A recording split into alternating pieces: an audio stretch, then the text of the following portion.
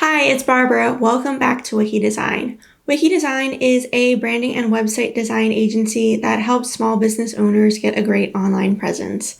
We do a lot of tutorials on this channel. We talk about WordPress, Elementor, business tips, online marketing, web design. So if you're into stuff like that, be sure to subscribe to this channel. It really helps us and you'll be supporting a small business. In today's video, we're going to talk about how to prepare for your web design project. This is a question that I get asked all the time. While every designer works a little differently, there are things that you'll need to do in general in order to get your project going. Getting these things prepared before you start your web design project will ensure that your project runs efficiently and will help you get what you're looking for. So let's get started. It's important to communicate to your designer exactly what your services are and what you plan on offering to your customers. Our job as designers is to bring your vision to life, not create your offers. We'll help guide you in the right direction by suggesting tools or design elements that will help bring that offer to life, but we can't do that unless we know what the offer is. So before you get started on your web design project, it's important to make sure you have all of that figured out. In order to get started on your web design project, your designer will need to get your content. Your content includes your logo and brand guidelines, your images, videos, icons, any PDFs or downloads that you might want to include on your website, and your website copy.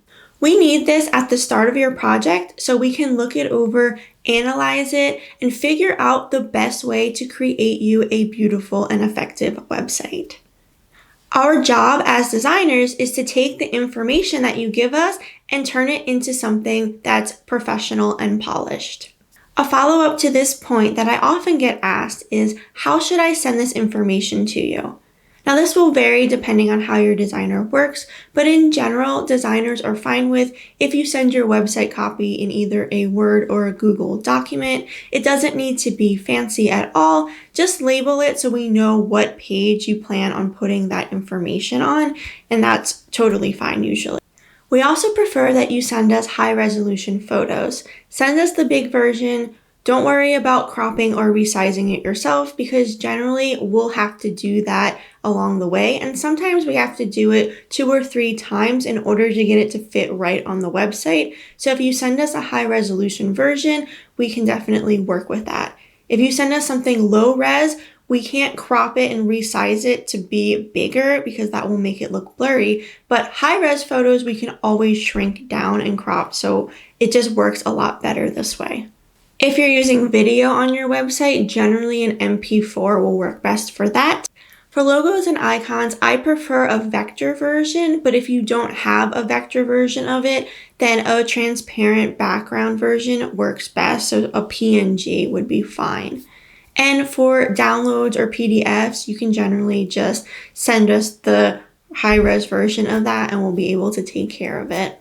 What I do before the start of any project is create my client a Dropbox folder where they can upload all of this content. It just keeps things more organized and easy to follow. So if your designer doesn't offer that, this is something that you might want to consider doing yourself just so you can keep track of everything that you've already uploaded and everything is all in one place. And then once you've uploaded it, share it with your designer so they have everything that they need.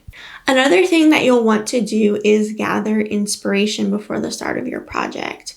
Gathering inspiration really does help designers figure out what your design style and taste are, your likes and dislikes, and it can also help us determine some functional elements that we can add to your design. Send your designer links to websites that you really like, or create a Pinterest board and start gathering inspiration there. When it comes to inspiration, anything goes. A lot of the time, people will send me inspiration to things that are in their specific industry. So for example, if you're in the construction industry, you'll send over web designs that are also in the construction industry. Now that can be helpful, but you don't necessarily have to limit yourself to just the industry that you're in. Go outside the box and just gather inspiration of things that you like, because this can be super helpful to your designer when it comes to planning your project. The last thing that I want to talk about when it comes to preparing for your web design project is to block off time in your schedule. If you're planning to go on vacation or enter a busy season in your business, that might not be the best time to start a web design project. There are a lot of moving parts when it comes to a web design project, and you really need to make sure that you're available to communicate with everybody that's involved in the project. Because sometimes it's not just the web designer that's involved. If you need website copywriting, you might be working with a copywriter in order to get that done. If you need brand photos, you might be working with a professional photographer. So there's a lot of different people that could potentially be involved in your project. So you need to make sure that you're scheduling enough time to communicate with those people effectively. Make sure that you're blocking off time in your schedule to set up meetings or answer emails so that your project moves along efficiently. Those are the things that you need to do in order to prepare for your web design project, and I hope that you found this video helpful. If you did, please give this one a thumbs up, be sure to subscribe to the channel, and ring that notification bell so you get notified whenever we upload new videos like this one. See you next time.